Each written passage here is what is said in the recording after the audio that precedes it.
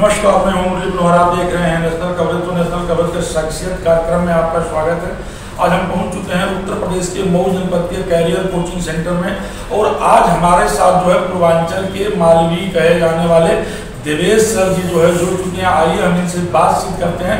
हम आपकी जानकारी के लिए बता दें कि देवेश सर जो हैं इलाहाबाद यूनिवर्सिटी में जो है आपकी शिक्षा दीक्षा हुई। इलाहाबाद यूनिवर्सिटी में आप पढ़े और इलाहाबाद में रह करके जो है आप प्रशासनिक सेवा की तैयारी कर रहे थे और कई बार जो है आप प्रशासनिक सेवा की परीक्षा में बैठे भी, लेकिन आपके जीवन में एक ऐसा हालात आया कि आपने अपनी ज़िंदगी का मोड़ जो है दूसरे तरफ घुमा दिया और आप चाहते थे कि जहाँ हम अकेले IAS या PCS बनेंगे, वहीं जो है अब हम पूर्वांचल के उन तमाम गरीब क्षेत्र और गरीब लोगों के लड़के को IAS PCS बनाने में जो है अपनी भूमिका निभाएंगे। और आपने जो है 2010 में जो है उत्तर प्रदेश के सबसे पिछड़े हुए जनपद मऊ के एकदम ग्रामीण अंचल जिसको हम कह सकते हैं, मऊ में कैरियर कोचिंग सेंटर के नाम से एक संस्थान की स्थापना की।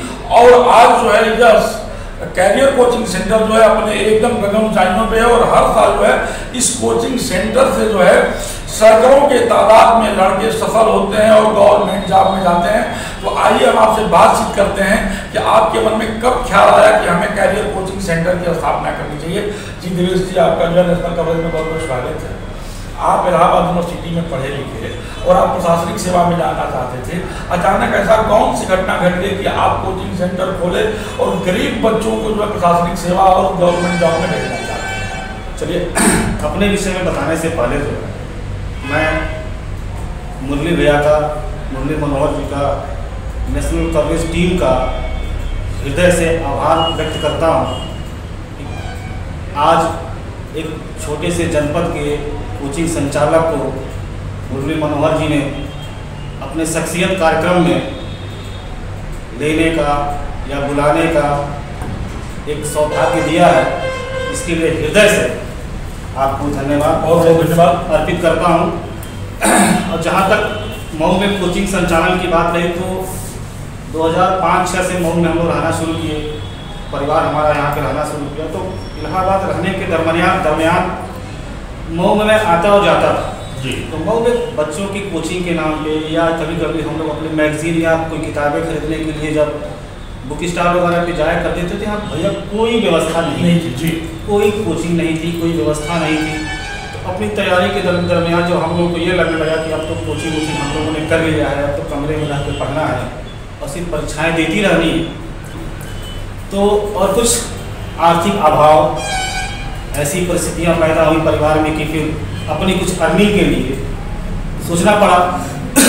और साथ में फिर ये हुआ कि चक्की में चला जाए अपने जनपद में कुछ बच्चों के हित के लिए, कुछ अपने हित के लिए एक शैक्षणिक संस्थान की स्थापना किया जाए। कहीं कहीं जो है बच्चे और आप दोनों लोगों का हित नहीं है। बिल्कुल बिल्कुल। इस कोचिंग संस्थान भैया एक कॉमर्शियल जगह है जहाँ शिक्षकों का हित भी जुड़ा होता है, बच्चों का हित भी जुड़ा होता है। हम शिक्षक ऐसे होते हैं कि हम भी अपनी तैयारी साथ में चलाते रहते हैं जी। और कोचिंग में सबसे अच्छा शिक्षक उसी को माना जाता है कि वह उस प्रतियोगी परीक्षा की तैयारी कराए जिस प्रतियोगी परीक्षा को वह दे रहा हो या दिया हो या अच्छे से चल रहा हो, क्योंकि वही जान सकता है किस प्रतियोगी परीक्षा के लिए क्या मापदंड हो सकते हैं, क्या कमियां हो सकती हैं, किस वजह से मेरा नहीं हुआ, ताकि मैं अपने बच्चों में वो दे दूँ या वो बता दूँ कि वो उनका हो जाए। तो आपने जब कोचिंग सेंटर की स्थापना की थी तो आपको ये नहीं लगा था कि बहुत रिस्क का काम है, एकदम ग्रामीण अंचल है, बच्चे हमारे कोचिंग सेंटर में आएंगे? नहीं भैया, मऊ में आने से पहले मैं 2010 से इलाहाबाद के विभिन्न संस्थानों में लगभग 3 साल पढ़ाया जी। पढ़ाने के बाद फिर मुझे ये एहसास हुआ कि क्यों ना अपने जनपद में चला जाए। इलाहाबाद से हम 2-3 मित्र थे, एक मेरा छोड़ के बाकी सबका कहीं ना कहीं सिविल में सिलेक्शन हो गया। 2-3 मित्र मिल के हम लोग मऊ आए और बच्चों के लिए काम करना शुरू किए। तो अब भाग्यवश मेरा नहीं हुआ, अन्य लोगों का सिलेक्शन हो गया, हम लोग इसी में लगे रहे। अब इसी को हमने अपना पूर्ण मान लिया है और बच्चों के हित के लिए, छात्रों के भविष्य को देखते हुए जो भी हमसे मन पड़ता है, जो भी करना होगा, हम लोग हर चीज़ के लिए तैयार हैं। कैरियर कोचिंग सेंटर की कई शाखाएं आपने जी भैया, कैरियर कोचिंग सेंटर की शाखाएं इस समय वर्तमान में आपके मऊ में भी 2 चल रही हैं। कौन कौन? एक गाजीपुर VT में चल रही है हमारी संस्थान, एक मरियादपुर बेलौली के पास हमारी एक संस्थान चल रही है, एक ब्रांच हमारा बनारस में चल रहा है।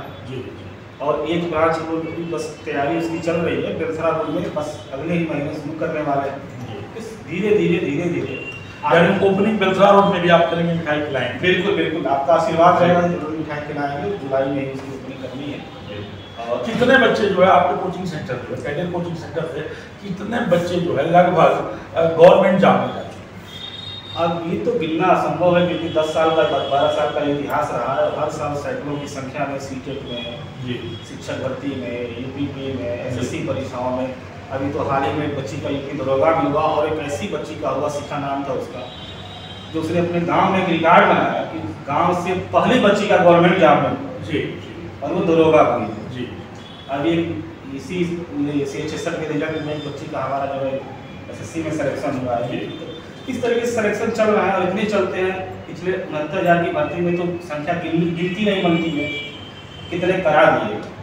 तो एक आम चर्चा भी है, लोगों में चर्चा भी होती है कि कैरियर कोचिंग सेंटर में जो है जितने भी टीचर हैं, जितने भी अध्यापक हैं, बड़े योग्य हैं, आप ऐसे योग्य और अनुभवी अध्यापक को लाए हैं। इसीलिए वर्तमान में हमारे यहाँ इसमें लगभग 17-18 लोग काम कर रहे हैं। इसमें 2-3 लोग फैजाबाद से हैं, 2-3 लोग उन्नाव से है, कोई आगरा से है, कोई इलाहाबाद से है, कोई गोरखपुर से है। तो जहाँ जहाँ से हम लोग ट्रेस करते हैं कहाँ अच्छा शिक्षक है, कहाँ कैसे काम कर रहा है, अगर वो हमारे जनपद में आ जाए तो बड़ा अच्छा काम करेगा। तो कहीं कहीं आप सर्च करते हैं कि अच्छे लोगों को हमें संस्थान में रखें? हाँ, हम कोचिंग संचालकों ने एक ऑल इंडिया लेवल पे एक टीचर ग्रुप बनाया हुआ है। उसमें जिस भी संचालक को जिस भी कोचिंग संस्थान की आवश्यकता होती है कि मुझे ऐसा शिक्षक चाहिए, हम लोग उसमें इंक्वायरी अपने डाल देते हैं। उसमें योग्य शिक्षक जो करंट का होता है, वर्तमान में अच्छा कर रहा होता है, उसको उठा के अपने जनपद में ला के देते हैं। मैं आपका थोड़ा सा अनुभव साझा करना चाहूँगा। जब आप प्रशासनिक सेवा की तैयारी कर रहे थे तो किन किन परिस्थितियों से आपको गुजरना पड़ा, और क्या आपका अनुभव रहा प्रशासनिक सेवा की तैयारी में? ऐसा कुछ नहीं, कुछ परिस्थितियाँ तो ऐसी हैं जो सार्वजनिक मंच पे कहीं नहीं जा सकती हैं।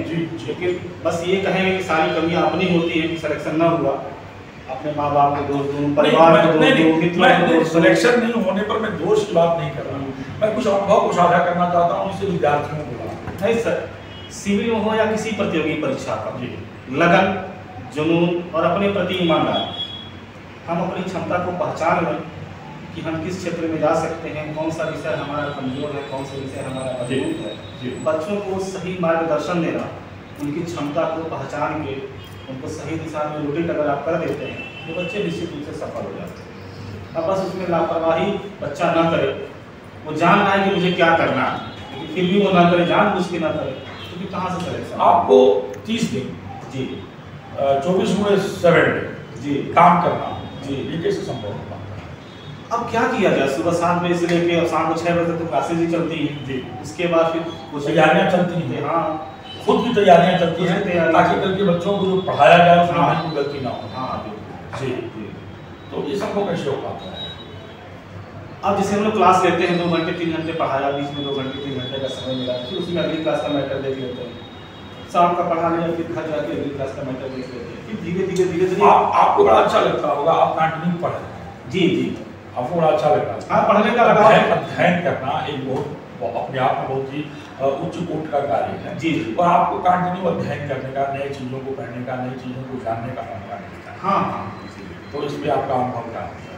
बड़ा अच्छा होता है। अगर हम जैसे कि वर्तमान में देखा जाए तो मैं किसी अपने समाज के बालक से पूछ दूँ कि जरा गीता का एक श्लोक सुना दो, नहीं सुना पाएगा।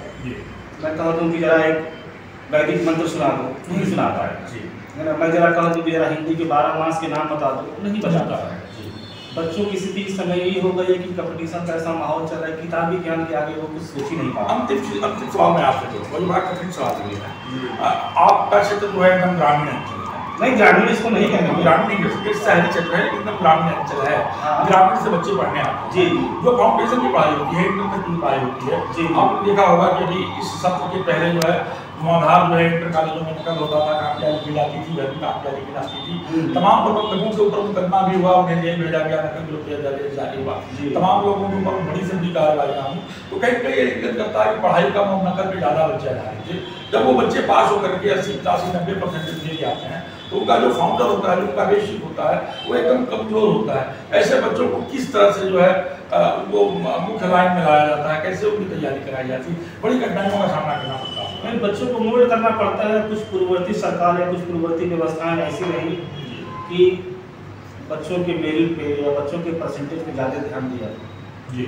अब यहाँ पे परिवार के गार्जियन का भी झुकाव बच्चों के मेरिट पे बढ़ा, अब कहीं न कहीं से नकल को बढ़ावा प्रोत्साहन जी। लेकिन धीरे धीरे चीज़ें 2-4 साल से परिवर्तित हो रही है। बच्चों का प्रतियोगी परीक्षाओं के प्रति रुझान बढ़ रहा है। वो जान रहे हैं कि जब तक हम पढ़ेंगे नहीं, हम कई सिलेक्शन उनकी तैयारी कैसे कराई जाती है? उनकी तैयारी बिल्कुल का बहुत बेस बहुत कमजोर है। उन बच्चों पे हम लोग अलग से काम करते हैं, उन बच्चों को अलग से फोकस करते हैं। या कुछ और भी कमज़ोर बच्चे होते हैं उनको एक्स्ट्रा क्लास के माध्यम से या अलग से बैठा के उनको प्रोत्साहित करने का, उनको इनिशियल स्टेज से ऊपर ले जाने का पूरा भरपूर प्रयास किया जाए ताकि वो सामान्य बच्चों की कैटेगरी में आ जाए, मुख्य धारा में शामिल हो जाए। अब आप शख्सियत हो गए हैं। शख्सियत इसलिए हो गए हैं कि आपके कुछ तमाम जो है हम लोगों से जो बच्चे मिले, तमाम लोग नौकरी करने वाले मिले जी। तो जब उनसे चर्चाएं की गई तो लोग यही कहे कि हम लोग जो है कैरियर कोचिंग सेंटर में कोचिंग की और सफलता को हासिल किया। तो उसके बाद से ये मानक रखा गया कि अब आप शख्सियत हो गए हैं। शख्सियत होने के बीच में लगभग आपको 10 बार का समय लग गया है। आप शख्सियत हो गए हैं। मेरे चैनल ने आपको शख्सियत बना दिया है, इस पर आपका क्या कहना है? अब इसको मैं अपना सौभाग्य मानता हूँ कि आपने हमें शख्सियत के काबिल समझा और फिर दोबारा आपको और आपकी पूरी टीम को हृदय से आभार व्यक्त करता हूँ कि मऊ जनपद के कोचिंग संचालक या मऊ जनपद में भी कुछ ऐसा आपको दिखा कि आपने यहाँ पे शख्सियत खोजने का या शख्सियत बनाने का प्रयास किया। इसके लिए आपको फिर से हृदय से बहुत बहुत धन्यवाद। गाजीपुर तिराहे के बगल में कैरियर कोचिंग सेंटर के डायरेक्टर डॉक्टर देवेश सर से हमारी बातचीत की।